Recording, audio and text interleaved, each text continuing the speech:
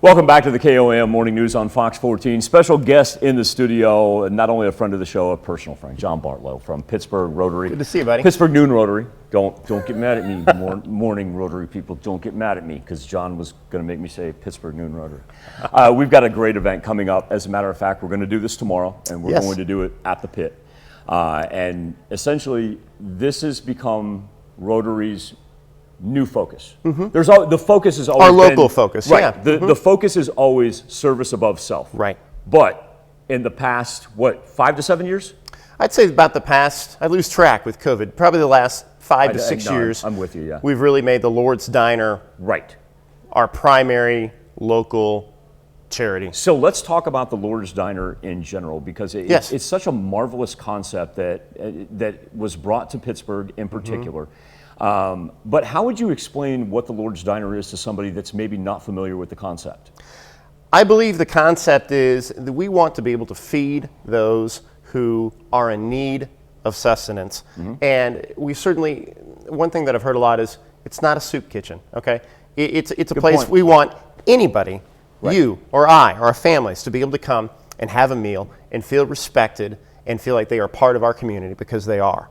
And so I think that is definitely the goal. Now, they haven't been serving meals in the Lord's Diner for some time now, but it's one of those kind of, I think, silver linings from COVID. They've been doing takeout meals, and the number of meals that are being served to this community has increased exponentially. And there's also another aspect that I understand from talking to Joe is being ground tested right now. Essentially, a Lord's Diner food truck. Yes. So if you could kind of talk about that, and folks, I want you to imagine. We think about food trucks right now. Some of them are upscale, but what the Lord's Diner, through the help of Pittsburgh Rotary, is doing is we now have a food truck that's serving the underserved. Absolutely. I mean, I think a lot of what we're thinking about is the fact that some of these folks who need these meals, they don't necessarily have transportation to get to the Lord's Diner. And so I think the idea is, let's bring the food to them where they live, where they are. These folks have enough to worry about aside from trying to figure out how they're going to make it 3 miles to another end of town to get a meal. And the human dignity that comes into play, and the fact that the way people are treated is something that has just amazed me, and no surprise with Joe Delasega, of course, being the driving force behind that. So let's talk about the event that we have coming up tomorrow, because all of these proceeds are going to benefit the Lord's Diner, as Rotary is going to rock out hunger. So we're going to do this tomorrow at the Pit. That's North Broadway.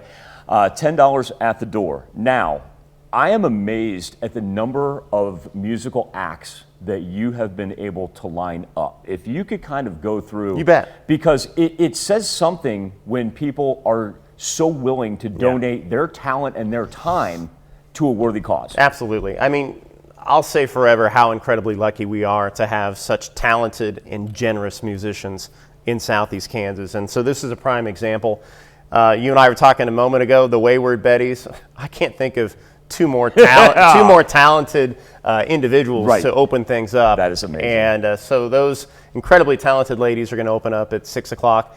The J3 band, I've heard a little bit about these guys. They have a sax player or something. They are we'll get to that. Playing it. They're playing it. We'll get to that. They're playing at 7 o'clock. So that's, of course, my band. And so we've got a lot of great music lined up. We're excited to play. 8 o'clock is Stone Country. So the Doolines, Shanna Stone, incredibly talented band, and they do, of course, country, and then, I mean, they can do anything. Stay up late with us. We've got Kim on top that's going to finish it off. Yeah. As well. Hey, I want to ask you a very personal question here, because for those of you that may not be familiar, John is also the brains behind a one-time festival that was called Big Bang Rock Fest. And it started off as John's brainchild and ended up being one of the most successful musical events in the entire 4 states. And the amount of money that it raised was John's idea. I ask you with your background, why do you do this? This is not easy. This takes time. This takes effort.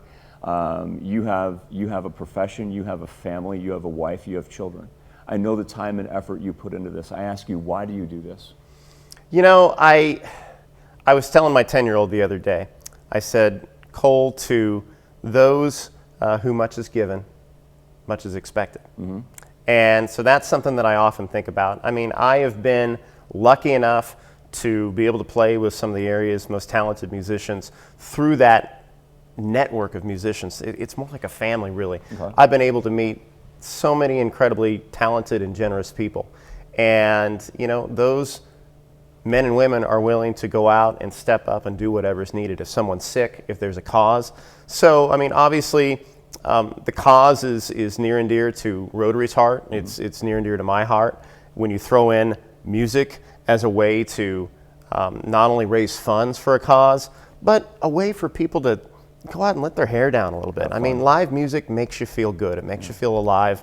And we've had too little of it the last couple of years, obviously. Yeah, I agree. And so I'm just, I'm tickled to be able to do it. So why do I do it? I think it's a great cause. It's great for this community that I love.